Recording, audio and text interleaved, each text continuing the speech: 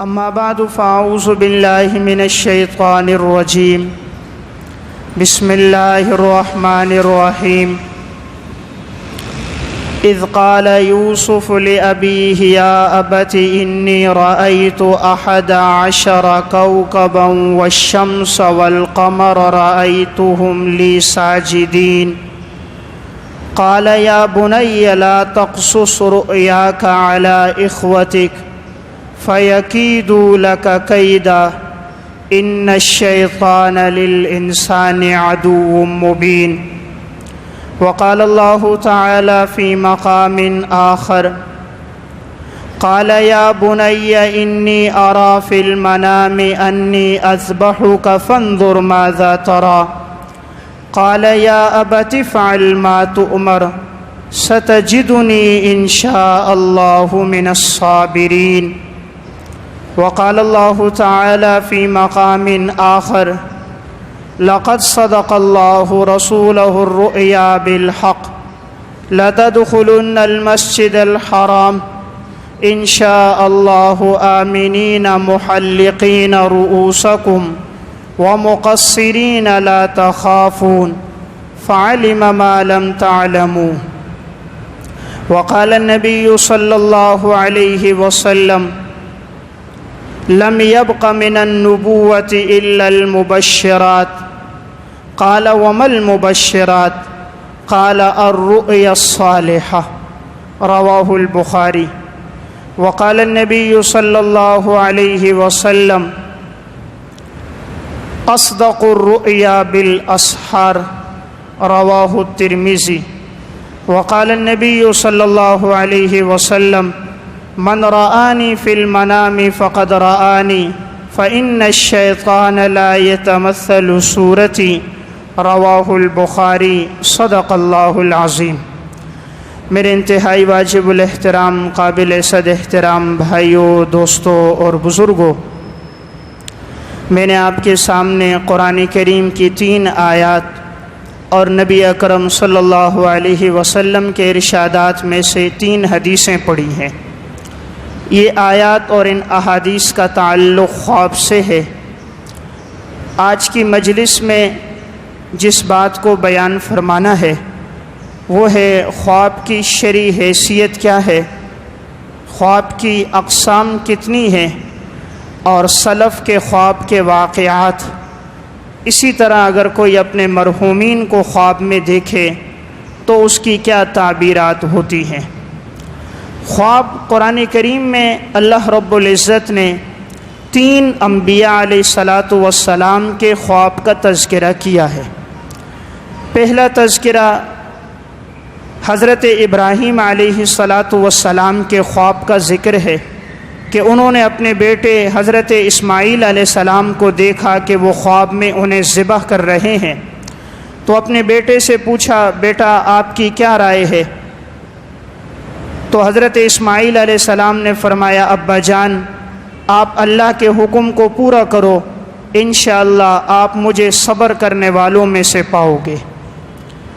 دوسرا خواب حضرت یوسف علیہ السلام کا ہے جسے اللہ نے سورہ یوسف میں بیان فرمایا ہے کہ یوسف علیہ السلام نے خواب دیکھا کہ 11 ستارے ہیں، ایک سورج اور ایک چاند ہے، اور یہ سب یوسف علیہ السلام کو سجدہ کر رہے ہیں.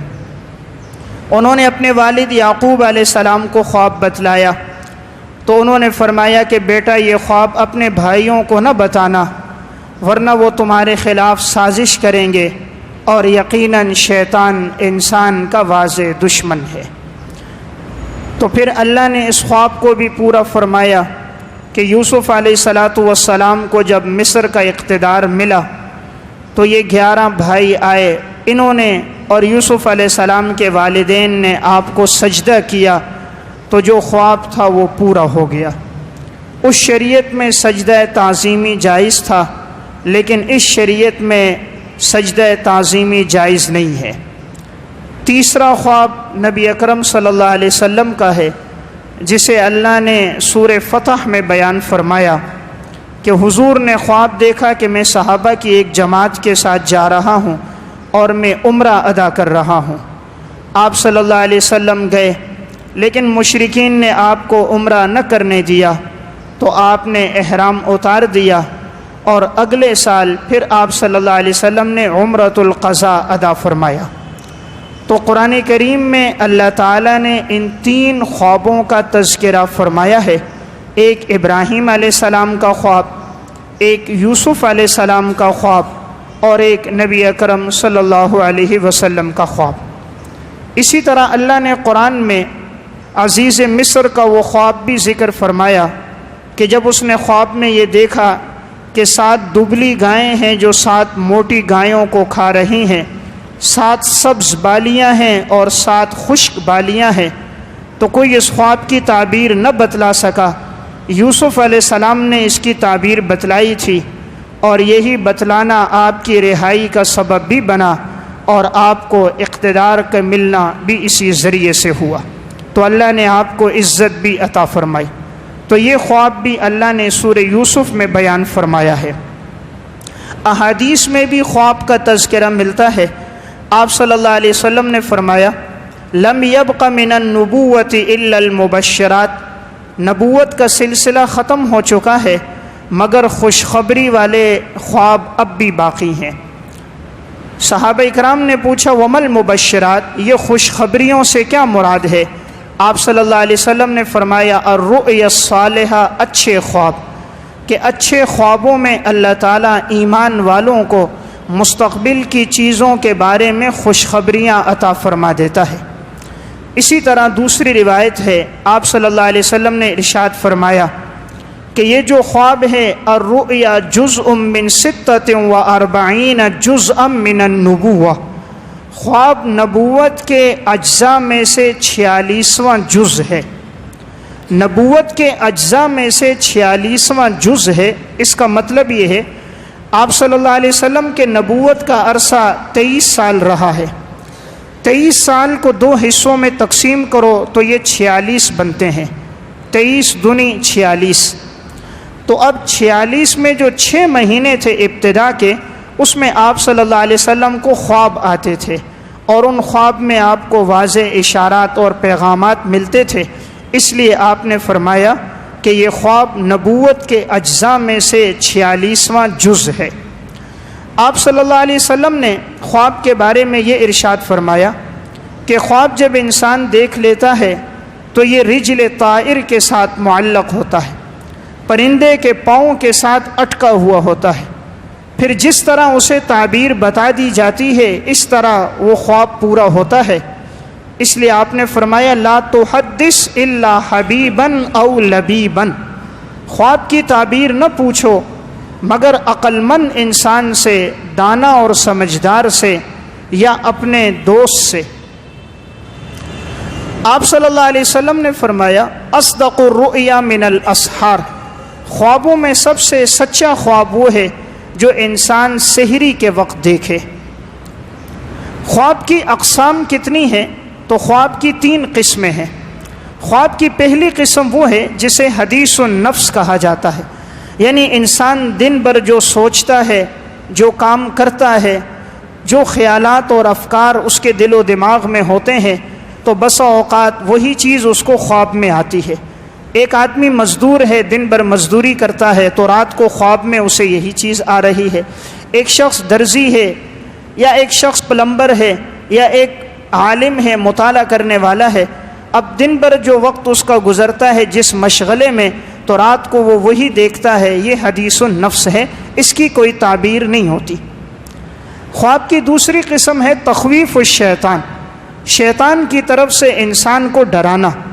تو کبھی خواب میں شیطان انسان کو خوفزدہ کرتا ہے، انسان مختلف صورتوں میں کبھی کسی چڑیل کو، کسی اژدہا کو اپنے پیچھے دوڑتا ہوا دیکھتا ہے، ڈراؤنی شکلیں دیکھتا ہے، ان کی بھی کوئی تعبیر نہیں ہوتی، یہ جنات اور شیاطین کی طرف سے ہیں۔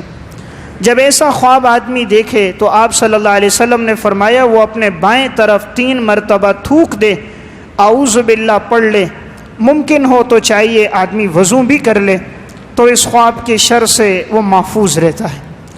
تیسرا خواب ہے بشرا من الشیطان، بشرا من اللہ تعالی، کہ اللہ تبارک و تعالی کی طرف سے اسے کوئی خوشخبری ہو، تو کبھی خواب میں انسان کو آنے والے اعمال، افعال اور واقعات کے متعلق کوئی خوشخبری دے دی جاتی ہے کہ یہ کام رونما ہونے والا ہے، تاکہ انسان اس کے لیے ذہنی طور پر تیار ہو جائے۔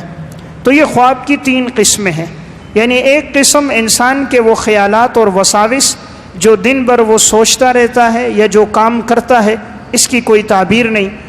دوسرا شیطان کی طرف سے اسے ڈرانا اور خوف زدہ کرنا، اس کی بھی کوئی تعبیر نہیں۔ اور تیسرا خواب وہ ہے جو انسان اللہ کی طرف سے اسے خوشخبری ملتی ہے، ان خوابوں میں تعبیر ہوتی ہے۔ اب یہ خواب کی تعبیر کس سے پوچھی جائے؟ تو آپ صلی اللہ علیہ وسلم نے فرمایا لا تحدث الا حبیبا او لبیبا، خواب کی تعبیر نہ پوچھو مگر عقل مند انسان سے، تو کوئی دانا اور سمجھدار جو تعبیرات کو جانتا ہو، یا وہ عالم جسے اللہ نے اس فن میں بھی مہارت دی ہو، اس عالم سے خواب کی تعبیر پوچھ لی جائے۔ او حبیباً، یا اپنا دوست جس سے اسے قلبی محبت ہے، جو اس کے لیے خیر خواہ ہے، اس سے پوچھ لے، ہر ایک سے تعبیر نہ پوچھے۔ آپ صلی اللہ علیہ وسلم نے فرمایا کہ یہ جو خواب ہے، ہی علی رجل طائر، یہ پرندے کے پاؤں کے ساتھ اٹکا ہوا ہوتا ہے۔ جس طرح تعبیر بتائی جاتی ہے اس طرح واقع ہوتا ہے، یعنی جس طرح پرندے کو اڑاؤ، دائیں طرف اڑ گیا، کبھی بائیں طرف اڑ گیا، تو جیسی تعبیر دی جاتی ہے خواب اسی طرح پورا ہوتا ہے۔ ایک خاتون نے خواب دیکھا کہ اس کا بیٹا سمندر کا پانی پی رہا ہے اور اس نے سارا پانی پی لیا۔ تو تعبیر پوچھنے کے لیے خاتون باہر نکلی کہ کسی سے پوچھوں، تو ایک شخص راستے میں گزرتا ہوا نظر آیا، فقیر تھا۔ اس سے پوچھا میں نے خواب دیکھا ہے، اس کی تعبیر کیا ہے؟ وہ شخص تعبیرات تو جانتا نہیں تھا۔ خاتون نے پوچھا تو اس نے اپنی طرف سے کہا اس کی تعبیر یہ ہے کہ تیرا بیٹا پانی پیے گا بہت زیادہ اور اس کا پیٹ پھٹ جائے گا۔ اور یہی ہوا، کچھ دیر کے بعد پانی پیا، اس کا پیٹ پھٹ گیا۔ خاتون بہت پریشان ہوئی، بچے کا انتقال ہو گیا۔ تو ایک دانا اور سمجھدار شخص کے پاس گئی، وہ عالم تھا۔ اس سے کہا میں نے اس طرح خواب دیکھا تھا کہ میرے بیٹے نے پانی پیا ہے اور سمندر کا پورا پانی پیا، تو میں نے ایک شخص سے پوچھا، اس نے تعبیر یہ دی کہ تیرے بیٹے کا پیٹ پھٹے گا، اور اس طرح ہو گیا۔ اس عالم نے کہا یہ اس کے خواب کی تعبیر نہیں تھی۔ سمندر کا پانی پینا اس کی تعبیر ہوتی ہے تندرستی اور صحت کے ساتھ، کہ تیرے بچے کو اللہ صحت اور تندرستی دے گا۔ اور صاف پانی کی تعبیر ہوتی ہے رزق کے ساتھ، رزق حلال اللہ اس کو وافر دے گا۔ لیکن اس شخص کو تعبیر پتہ نہیں تھی، اس نے غلط بتا دی، تو جس طرح بتائی اس طرح واقع ہو گیا۔ اسی لیے آپ صلی اللہ علیہ وسلم فرما رہے ہیں کہ تعبیر جو ہے یہ رجل طائر، پرندے کے پاؤں کے ساتھ اڑی ہے، تو آدمی جیسی تعبیر دے گا ویسے واقع ہو جائے گی۔ اس لیے کسی عالم سے، سمجھدار آدمی سے تعبیر پوچھی جائے، ہر ایک شخص سے خواب کی تعبیر نہ پوچھی جائے۔ اسی طرح ایک خاتون نے خواب دیکھا کہ اس کا بیٹا ایک تخت پر بیٹھا ہے اور تاج ہے، وہ تاج کو نگل رہا ہے، کھا رہا ہے۔ کسی سے تعبیر پوچھی، اس نے کہا کہ تیرے بیٹے کی آنتیں کٹ جائیں گی، اس لیے کہ تاج انسانی جسم کو نقصان پہنچانے والی چیز ہے۔ تو اچانک ایسا ہی ہوا، بیٹے کو بیماری لگی اور آنتیں کٹ گئی۔ پھر کسی عالم سے پوچھا تو اس نے کہا اس کی یہ تعبیر نہیں تھی، اس نے غلط بتائی۔ اس کی تعبیر تھی کہ اللہ تیرے بیٹے کو سرداری دے گا۔ تاج پہننا سرداری سے، خلافت سے، سلطنت سے کنایا تھا، لیکن غلط تعبیر دے دی گئی تو ویسے ہی واقع ہو گیا۔ اس لیے جب انسان خواب دیکھے تو دیکھنے کے بعد کسی عقل مند اور دانا انسان سے خواب کی تعبیر پوچھ لے۔ آپ صلی اللہ علیہ وسلم خود بھی اپنے خواب بیان فرماتے تھے، اور آپ صحابہ سے کہتے تھے تم نے کوئی خواب دیکھا ہو تو تم بھی بیان کرو۔ آپ صلی اللہ علیہ وسلم کے خواب حدیث کی کتابوں میں موجود ہیں۔ مثلا حضور نے خواب دیکھا، آپ نے فرمایا کہ میں نے دیکھا کہ دودھ کا پیالہ ہے اور میں اسے پی رہا ہوں، اور میں نے دودھ اتنا پیا کہ میں سیر ہو گیا، اور میرے ناخنوں کے نیچے بھی جگہ باقی نہ رہی، اتنا سیر ہو گیا۔ اور پھر میں نے اپنا بچا ہوا دودھ عمر کو دے دیا، پھر عمر نے وہ دودھ پی لیا۔ صحابہ اکرام نے پوچھا یا رسول اللہ اس کی تعبیر کیا ہے؟ آپ صلی اللہ علیہ وسلم نے فرمایا اس کی تعبیر علم ہے، کہ دودھ پینا علم سے کنایا ہے۔ یہ اشارہ ہے کہ اللہ نے مجھے علم وحی دیا ہے، اور اسی طرح اللہ تعالیٰ عمر کو بھی علم عطا کرے گا۔ آپ صلی اللہ علیہ وسلم نے اپنا ایک اور خواب بیان فرمایا۔ آپ نے فرمایا میں نے خواب میں دیکھا کہ میرے سامنے مختلف لوگ آئے، کسی کی قمیص اس کے سینے تک تھی، کسی کی قمیص ناف تک تھی، کسی کی شرمگاہ تک، کسی کے گھٹنوں تک، لیکن میں نے دیکھا کہ عمر کی قمیص بہت لمبی تھی اور عمر قمیص کو گھسیٹتے ہوئے لے جا رہا تھا۔ صحابہ نے پوچھا اس کی تعبیر کیا ہے؟ آپ صلی اللہ علیہ وسلم نے فرمایا اس کی تعبیر دین ہے، کہ یہ جو قمیص ہے یہ کنایہ دین سے ہے، کہ عمر کی قمیص لمبی ہے، پورے جسم کا احاطہ کیے ہوئے ہے اور عمر قمیص کو گھسیٹتے ہوئے لے جا رہا ہے۔ تعبیر ہے کہ عمر کا دین مکمل ہوگا، دین کے معاملے میں عمر جو ہوں گے مستحکم ہوں گے، دینی معلومات ان کے پاس زیادہ ہوں گی۔ اس لیے اگر کوئی خواب میں دیکھتا اس کی قمیص تنگ ہے، قمیص چھوٹی ہے یا جسم پر قمیص بالکل ناقص ہے، تو یہ اشارہ ہے کہ وہ دین میں نامکمل ہے، یا اپنے آپ کو برہنہ دیکھ رہا ہے تو اشارہ ہے دین نامکمل ہے، دین کی طرف رجوع کرے، قرآن و سنت کی تعلیمات کی طرف آئے اور توبہ استغفار کرے۔ آپ صلی اللہ علیہ وسلم فجر کی نماز کے بعد صحابہ اکرام کی طرف متوجہ ہوتے تھے، فرماتے تھے جس نے کوئی خواب دیکھا ہے مجھے بتائے۔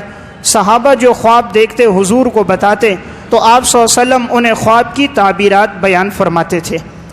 خواب، سچے خواب کی علامت یہ ہے کہ عموماً وہ سحری کے وقت آتا ہے، جیسے حدیث میں اصدق الرؤیا بالاسحار، سب سے سچا خواب وہ ہے جو سحری کے وقت آئے، اور عموماً اس خواب کے بعد انسان کی آنکھ کھل جاتی ہے اور یہ خواب کچھ نہ کچھ انسان کو یاد رہتا ہے، تو ایسا خواب پوچھ لینا چاہیے، اس میں مستقبل کے لیے کوئی اشارہ ہوتا ہے۔ اب سلف کے وہ خواب جو انہوں نے دیکھے اور تعبیرات پوچھیں، تعبیر ایک ایسا مشکل فن ہے، اس میں موسم کا بھی لحاظ ہوتا ہے، خواب دیکھنے والے کی شخصیت کا بھی لحاظ ہوتا ہے، خواب دیکھنے والے کے پیشے کا، کاروبار کا بھی لحاظ ہوتا ہے، وقت کا بھی لحاظ ہوتا ہے، تمام چیزوں کو دیکھ کر خواب کی تعبیر بتائی جاتی ہے۔ امام ابن سیرین رحمہ اللہ، اس فن میں اللہ نے انہیں بڑی مہارت دی تھی۔ 110 ہجری میں انتقال ہوا ہے۔ ان کے پاس ایک شخص آیا، کہا حضرت میں نے خواب دیکھا ہے اور میری چارپائی کے نیچے سرخ انگارے ہیں، نہایت خوبصورت ہیں، چمک رہے ہیں۔ حضرت نے فرمایا کہ اس جگہ کو کھدائی کرو، نیچے سے سونا نکلے گا، اور اس نے کھدائی کی، واقعی نیچے سے سونا نکلا۔ چند مہینے گزرنے کے بعد ایک اور شخص آیا، امام ابن سیرین سے فرمانے لگا کہ حضرت میں نے خواب دیکھا ہے کہ میری چارپائی کے نیچے سرخ انگارے ہیں اور وہ سرخ انگارے جل رہے ہیں اور ان سے دھواں اٹھ رہا ہے۔ حضرت نے فرمایا اپنے بچوں کو اور اپنے گھر والوں کو جلدی سے لے کر گھر سے نکلو، مکان کی چھت نیچے گرے گی۔ تھوڑی دیر کے بعد مکان کی چھت نیچے گر گئے۔ جو حضرت کے شاگرد تھے انہوں نے کہا حضرت پہلے شخص نے خواب دیکھا چند مہینے پہلے، آپ نے کہا سونا نکلے گا، دوسرے نے خواب دیکھا، آپ نے فرمایا چھت گرے گی۔ امام ابن سیرین رحمہ اللہ نے فرمایا پہلے شخص نے جو خواب دیکھا تھا وہ سردی کے موسم میں دیکھا تھا، اور سردی کے موسم میں انگارے بڑے مفید ہیں کہ انسان کو انگاروں کی ضرورت ہوتی ہے تاکہ جسم کو حرارت اور تپش حاصل ہو، اور سرخ انگارے مشابہ ہیں سونے کے، اور اس نے چونکہ دیکھا چارپائی کے نیچے زمین کے قریب وہ چمک رہے ہیں تو سب سے زیادہ انگاروں کے قریب زمین ہے، اس لیے میں نے کہا سونا نکلے گا۔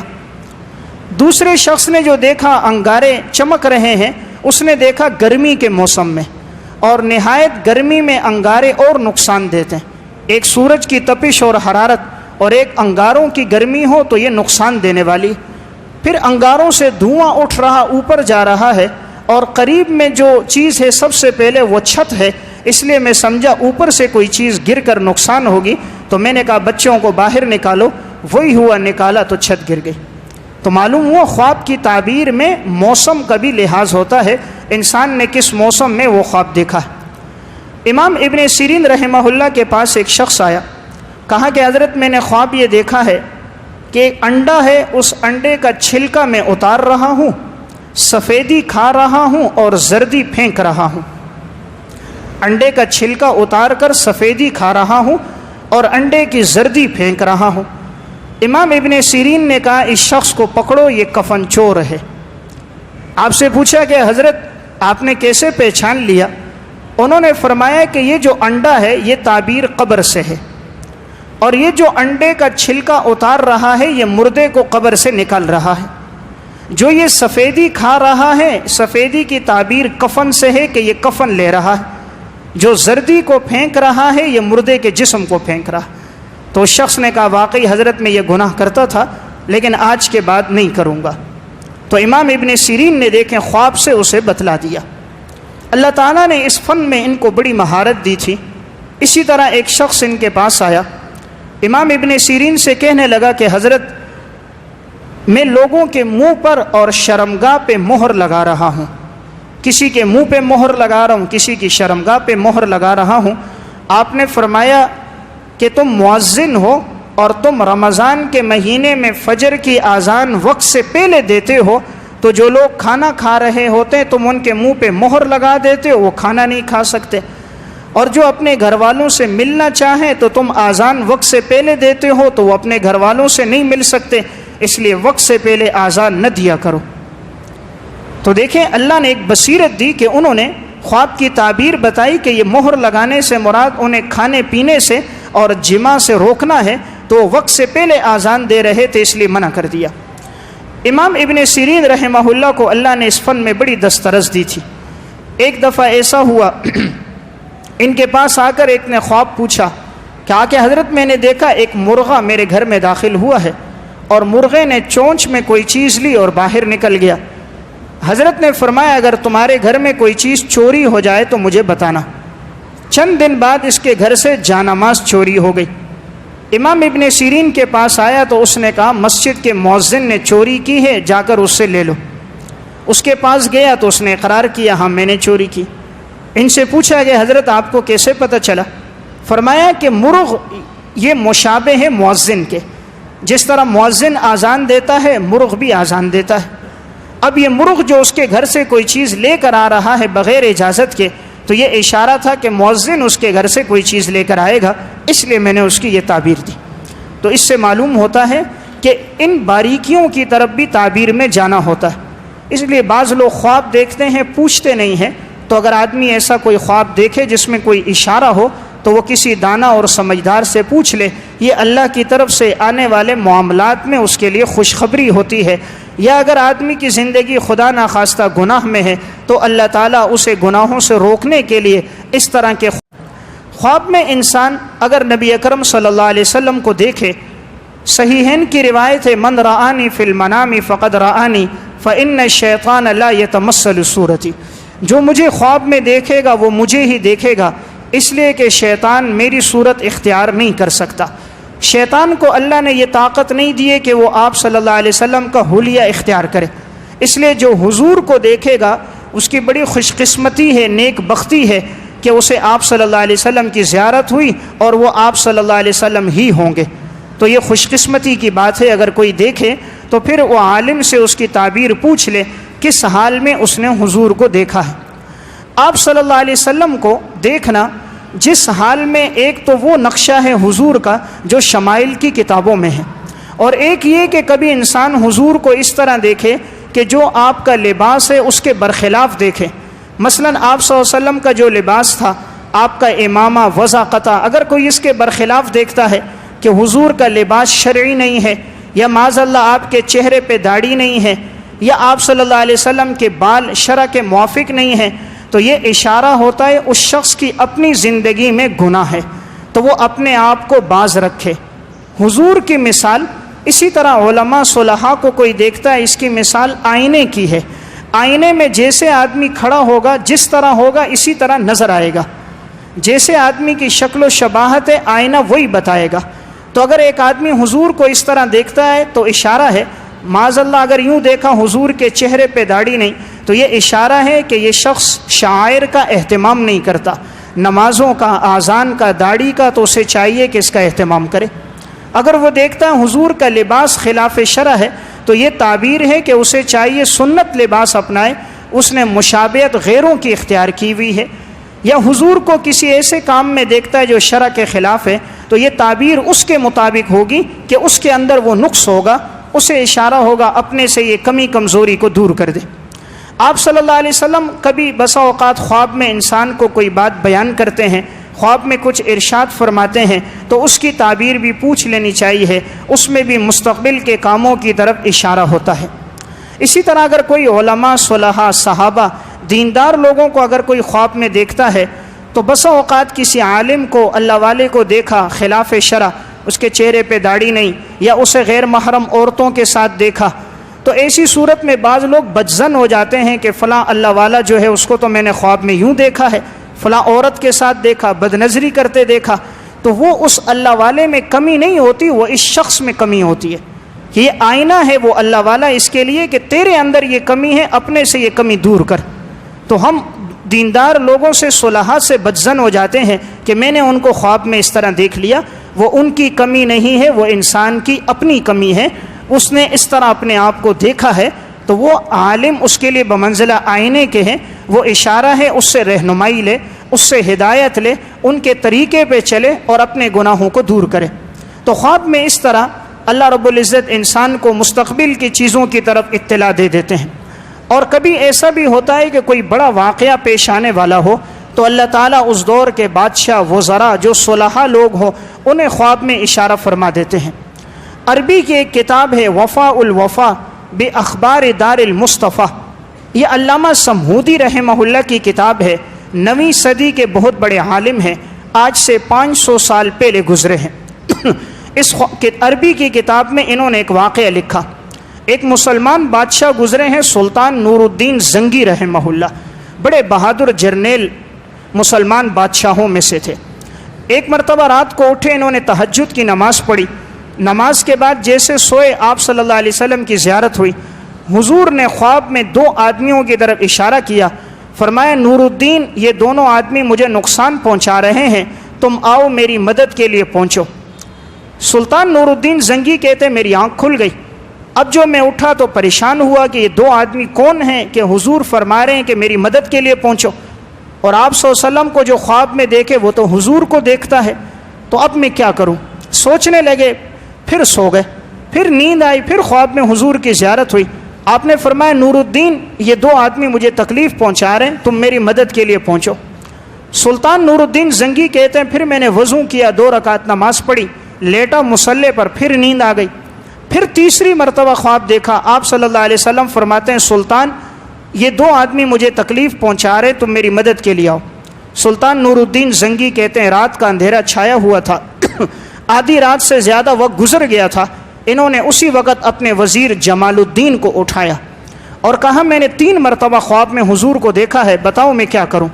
سلطان نور الدین بہت اللہ والے انسان گزرے، جس طرح سلطان محمود غزنوی تھے، عمر بن عبدالعزیز تھے، اس طرح مسلمان بادشاہوں میں سلطان نور الدین زنگی تھے۔ اپنے وزیر کو جگایا، وہ بھی بڑا دیندار متقی انسان تھا، اس نے کہا حضرت واقعی کوئی بات ہوگی جو حضور اشارہ کر رہے ہیں، ابھی ابھی ہم یہاں سے مدینہ پہنچتے ہیں، وہاں جا کر ہمیں اندازہ ہوگا کہ حضور کو کون تکلیف پہنچا رہا ہے۔ سلطان نے اپنے ساتھ 20 آدمیوں کو لیا، اپنے وزیر کو لیا اور بہت سارا مال دولت بھی ساتھ لے لی، اور رات کے وقت سفر شروع کر دیا۔ دمشق سے مدینہ کا سفر تقریباً 37 دنوں کا تھا، لیکن سلطان نے کہا دن رات سفر کرنا ہے، کہیں ٹھہرنا نہیں ہے، صرف نماز کے لیے ٹھہرتے پھر سفر کرتے، تو انہوں نے یہ طویل سفر 16 دنوں میں طے کر دیا۔ 16ویں دن سلطان نور الدین مسجد نبوی پہنچ گئے، جیسے پہنچے غسل کیا، 2 رکعت نماز پڑھی، آپ صلی اللہ علیہ وسلم کے روزے پر سلام کیا۔ اب سمجھ نہیں آ رہا تھا حضور کو کیسے تکلیف پہنچ رہی، روزے کے اندر داخل ہوئے، چاروں طرف سے گھوم کر آئے، کوئی بات سمجھ نہ آئی۔ وزیر سے پوچھا، وزیر نے کہا حضرت ایسا کرتے ہیں مدینہ کے تمام لوگوں کو دعوت دیتے ہیں، وہ سب مسجد میں جمع ہو جائیں، ہم سب کو ہدایہ دیں گے، جو حضور نے آپ کو 2 شکلیں بتائی ہیں خواب میں، آپ ان میں سے دیکھ لینا کوئی ہے تو نہیں، کیا آپ ان شکلوں کو پہچانتے ہو؟ سلطان نے کہا ہاں میں پہچانتا ہوں، مجھے یاد ہے وہ شکلیں۔ اب سب لوگوں کو جمع کر دیا گیا کہ سلطان ہدایہ تقسیم کر رہے ہیں، سارے لوگ مسجد میں آ گئے، سلطان نور الدین ہدیے تقسیم کرتے رہے اور ایک ایک کو مسجد سے رخصت کرتے رہے، سارے لوگ رخصت ہو گئے لیکن وہ 2 آدمی نظر نہ آئے۔ سلطان نے جمال الدین سے کہا کہ وہ تو نظر نہ آئے، لوگوں سے پوچھا کیا مدینہ میں کوئی رہا ہے یا سب آ گئے؟ لوگوں نے کہا کہ سب آ گئے، مدینہ میں تو کوئی نہیں رہا، اس دور میں اتنی آبادی بھی نہیں تھی، تو کہا جتنے لوگ ہیں سب آ گئے۔ سلطان نے کہا نہیں کوئی باقی بچا ہوگا، تو تم ارد گرد تلاش کرو۔ تو ایک شخص نے کہا اسپین سے 2 آدمی آئے ہیں، وہ بڑے اللہ والے بزرگ ہیں، حج کی نیت سے آئے ہیں، ابھی مدینہ آئے ہیں، تو ہر وقت تلاوت کرتے رہتے ہیں، جنت البقیع صبح جاتے ہیں قبرستان میں، صدقہ خیرات کرتے ہیں، لوگوں کو تحفے تحائف دیتے ہیں، بڑے بزرگ نیک لوگ ہیں، وہ نہیں آئے، باقی سارے لوگ آ گئے۔ سلطان نے کہا مجھے ان کے پاس لے کر جاؤ۔ سلطان نور الدین ان کے پاس جب گئے، سلطان نے جیسے ان کے چہروں کو دیکھا تو پہچان لیا کہ یہ تو وہی چہرے جو حضور نے خواب میں بتائے تھے کہ ان سے مجھے تم یہ تکلیف دے رہے ہیں، تم مجھے راحت پہنچاؤ۔ سلطان نے ان کے چہروں کو دیکھا، بڑی داڑیاں رکھی ہیں، جبے پہنے ہوئے ہیں، سامنے قرآن رکھا ہوا ہے، فصیح عربی بھی بول رہے ہیں۔ سلطان نور الدین نے ان سے کہا تم کہاں سے آئے ہو؟ کہا جی اسپین سے آئے۔ کیوں آئے ہو؟ جی حج کرنے آئے ہیں۔ لوگوں سے پوچھا، لوگوں نے کہا جی بڑے پرہیزگار لوگ ہیں، ہر وقت تلاوت کرتے ہیں، لوگوں میں صدقہ خیرات کرتے ہیں۔ سلطان نے کہا ایسا نہیں ہو سکتا، جب حضور نے مجھے بتایا ہے تو ان میں کوئی کمی ہوگی۔ سلطان ان کے خیمے میں گیا، چاروں طرف گھومتا رہا، چکر لگانے کے بعد سلطان نے کہا اس کے سارے سامان کو گھر سے نکالو، جتنا سامان ہے۔ سامان جب نکالا گیا تو نیچے انہوں نے ایک چٹائی ڈالی ہوئی تھی اور اس کے اوپر ایک دری اور قالین ڈالی تھی۔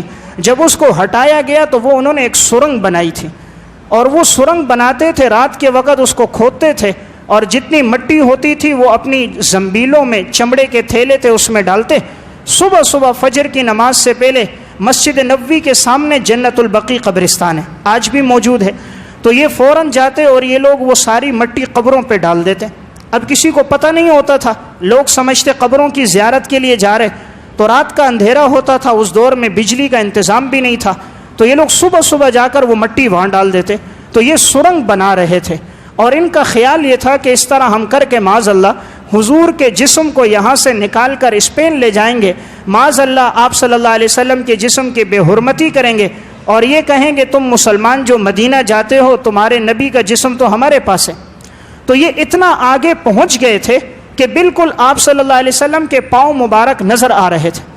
سلطان نور الدین اس سرنگ میں گئے، اور سرنگ سے اندر جاتے جاتے گئے تو آپ صلی اللہ علیہ وسلم کا انگوٹھا اور ایڑی نظر آ رہا تھا۔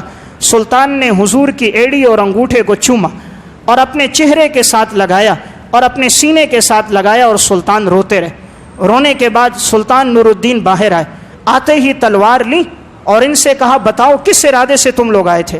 تو انہوں نے کہا ہم اس ارادے سے آئے تھے کہ ہمیں رشوت دے کر بھیجا گیا تھا، اور ہمیں پہلے عربی زبان سکھائی گئی اور ہمیں عربی معلومات، اسلام کے احکامات بتائے گئے کہ تم جاؤ اور حضور کے کسی طرح جسم کو لے کر آؤ۔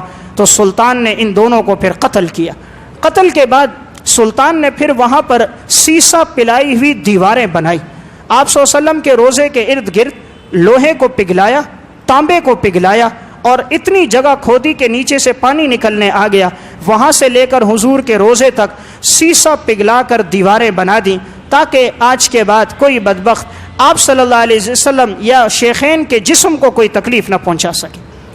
تو یہ واقعہ سنانے کا مقصد کہ آپ صلی اللہ علیہ وسلم نے خواب میں سلطان نور الدین کو وہ دونوں شخص بتلائے، اور سلطان آیا اور ان کو قتل کر دیا۔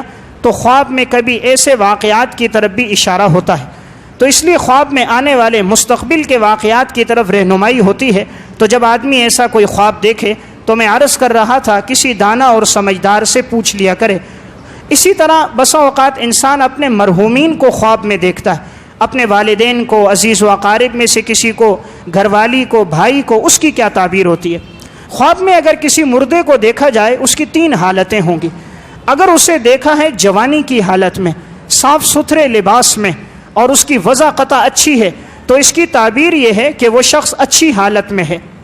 اور اگر کسی مردے کو خواب میں دیکھا کہ اس کی وضاقتہ بوسیدہ ہے، کپڑے پھٹے پرانے ہیں، جسم پہ گرد و غبار چھایا ہوا ہے، بڑھاپا آ چکا ہے، سر اور داڑھی کے بال سفید ہو گئے، تو میت پریشانی کی حالت میں ہے، اسے ایصال ثواب کیا جائے، اور اگر اس کا قرضہ ہے تو قرضے کی ادائیگی کی جائے۔ اور اگر آدمی ایسی حالت میں دیکھے کہ اس کا ہاتھ یا پاؤں میت کا ٹوٹا ہوا ہے، چلنے میں اس کے لیے دشواری ہے، تو یہ اشارہ ہے حقوق العباد میں کوئی کمی کی ہے، اور ان کے لواحقین کو، عزیز و اقارب کو چاہیے کہ ان کے حقوق العباد کو ادا کر دیں۔ تو اس طرح جب آدمی مرحومین کو دیکھتا ہے یہ اشارہ ہوتا ہے ایک بات کی طرف۔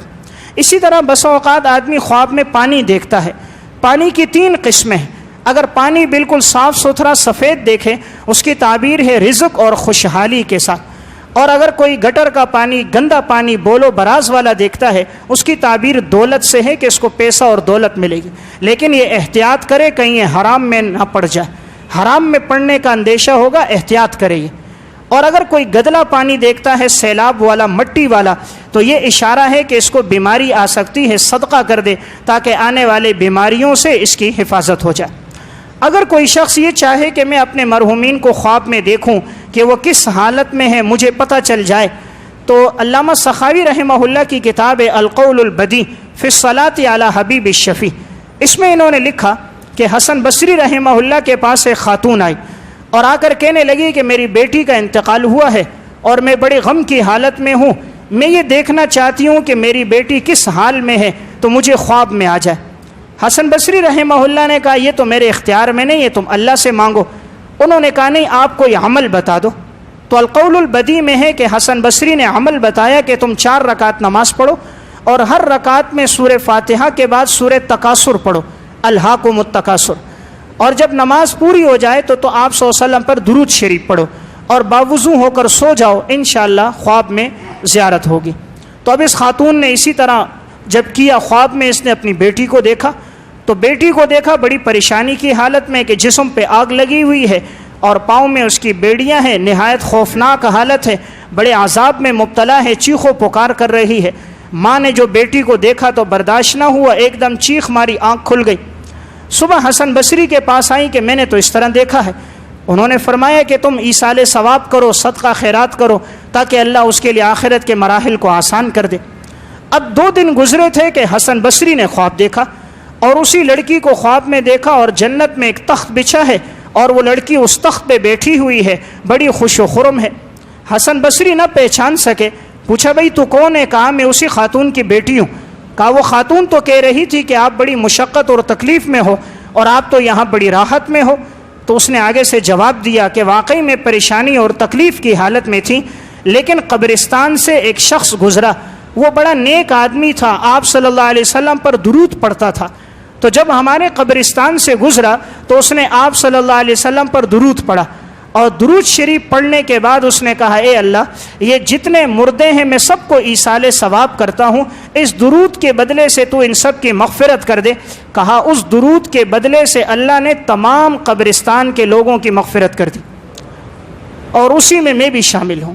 تو کہا میں اپنے گناہوں میں تھی لیکن درود شریف کی وجہ سے اللہ تعالیٰ نے مجھے یہ اعزاز دے دیا کہ ہم سب کی مغفرت ہوئی تو اس میں میری بھی مغفرت ہو گئی. تو دیکھیں حسن بصری نے اسے عمل یہ بتایا. اس لیے اگر کوئی خواب میں اپنے مرحومین کو دیکھنا چاہے تو یہ عمل کرے لے، انشاءاللہ ممکن ہے اسے زیارت ہوگی. اسی طرح اگر کوئی چاہے کہ آپ صلی اللہ علیہ وسلم کی اسے خواب میں زیارت ہو جائے تو ایسا آدمی درود شریف کثرت سے پڑھے، چلتے پھرتے اٹھتے بیٹھتے درود پڑھے اور باوضو رہے، اسے نبی اکرم صلی اللہ علیہ وسلم کی زیارت ہوگی. خصوصاً شب جمعہ میں انا اعطیناک الکوثر یہ سورت 1000 دفعہ پڑھے اور 1000 دفعہ پڑھ کے باوضو ہو کر قبلہ رخ ہو کر سو جائے، انشاءاللہ اسے خواب میں حضور کی زیارت ہوگی. اور اگر ایک جمعہ نہ ہوئی تو دوسرا نہیں تو تیسرا، انشاءاللہ اسے ضرور ہو جائے گی. اگر نہ ہو تو اس کی وجہ ہوگی کہ اس کی کمائی میں حرام مال ہوگا، یا اس کی گھر میں تصویریں ہوں گی، یا گھر میں نیٹ کیبل ہوگا تو حضور کی زیارت نہیں ہوگی. اس لیے کہ لا يدخل الملائکۃ بیتا فیہ کلب او تصاویر، جس گھر میں کتا یا تصویر ہو اس میں فرشتے نہیں آتے تو امام الانبیاء کیسے آئیں گے؟ اس لیے آج ہم کہتے ہیں نا اولیاء کی زیارتیں نہیں ہوتی، صلحاء کی زیارتیں نہیں ہوتی، تو نیک لوگوں کی زیارتیں کیسے ہو؟ 20 انچ کا ٹیلی ویژن لگایا، 30 انچ کی LCD گھر میں لگائی ہوئی ہے، موبائل سارا بیہودہ فلموں سے گانوں سے بھرا ہوا ہے، دل و دماغ کے اندر فحاشی کی باتیں ہیں، اسے نبی کی زیارت ہوگی؟ اللہ تعالیٰ ایسے گندے آدموں کو، ایسے پاکیزہ لوگوں کی زیارتیں نہیں کرواتا.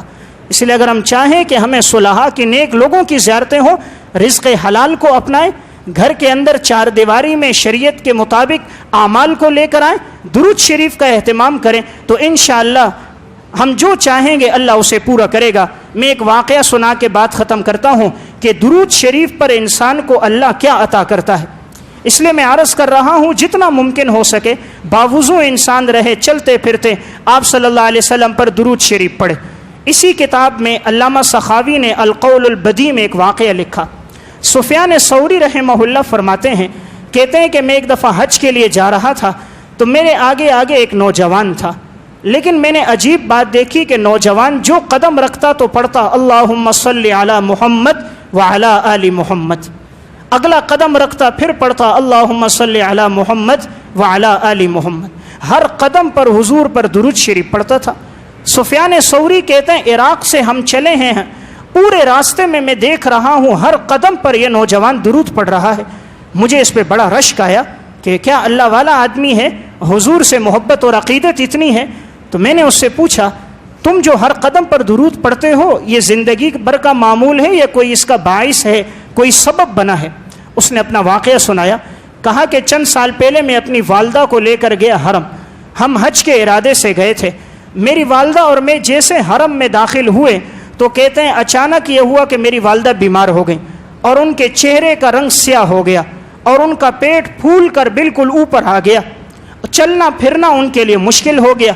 میں بہت پریشان ہو گیا، بیت اللہ کے اندر ہم تو حج کے ارادے سے آئے ہیں اور والدہ کا چہرہ سیاہ ہے، اٹھ بیٹھ نہیں سکتی، حج کیسے کریں گے؟ کہتے ہیں میں پریشان ہوا تو میں نے 2 رکعت نماز پڑھی۔ نماز کے بعد آپ صلی اللہ علیہ وسلم پر درود ابراہیمی پڑھنا شروع کر دیا، درود پڑھتے رہے۔ کہتے ہیں تھوڑی دیر گزری، میں اچانک دیکھتا ہوں سامنے مجھے ایک نور نظر آیا اور ایک نور میں ایک انسان نظر آیا کہ میں نے اس سے زیادہ خوبصورت کوئی نہیں دیکھا تھا۔ سفید لباس، سفید امامہ، سفید رومال، نہایت حسین اور جمیل۔ انہوں نے میری والدہ کے چہرے پہ ہاتھ پھیرا، چہرہ چاند کی طرح چمکنے لگا، پیٹ پہ ہاتھ پھیرا تو بیماری ختم ہو گئی۔ میری والدہ کو ہاتھ سے پکڑا، وہ ایک دم کھڑی ہو گئیں، چلنے لگ گئیں۔ میں حیرت میں پڑ گیا، ایسی سخت بیماری کیسے ٹھیک ہو گئی؟ میں نے کہا آپ کون ہو جس نے میری اس مشکل میں مدد کی ہے؟ کہا مجھے پہچانا نہیں، میں تمہارا وہی پیغمبر محمد صلی اللہ علیہ وسلم ہوں جس پر تم درود پڑھ رہے تھے، جس پر تم درود پڑھ رہے تھے، میں وہی پیغمبر ہوں۔ تم نے اتنی کثرت سے میرے اوپر درود پڑھا کہ بار بار مجھ پر پیش ہوتا رہا۔ میں نے اللہ سے اجازت مانگی کہ یا اللہ میں اپنے اس بندے کی مدد کے لیے جاتا ہوں۔ اللہ رب العزت نے مجھے اجازت دی تو میں آپ کی مدد کے لیے آیا ہوں۔ اس نوجوان نے کہا یا رسول اللہ مجھے کوئی نصیحت فرمائیے۔ آپ صلی اللہ علیہ وسلم نے فرمایا ہر قدم رکھو تو پڑھا کرو اللہم صلی علی محمد وعلی آل محمد۔ تو زندگی بھر ان کا معمول رہا، یہ پڑھتے رہے۔ تو اس لیے اگر ہم چاہیں مرحومین ہمیں نظر آئیں تو ہم درود کا اہتمام کریں، سورہ تکاثر کا کریں تو ہمیں نظر آئیں گے۔ پھر ہم جس حال میں انہیں دیکھیں تو علماء سے اس کی تعبیر پوچھ لیں۔ اللہ مجھے اور آپ کو عمل کی توفیق عطا فرمائے۔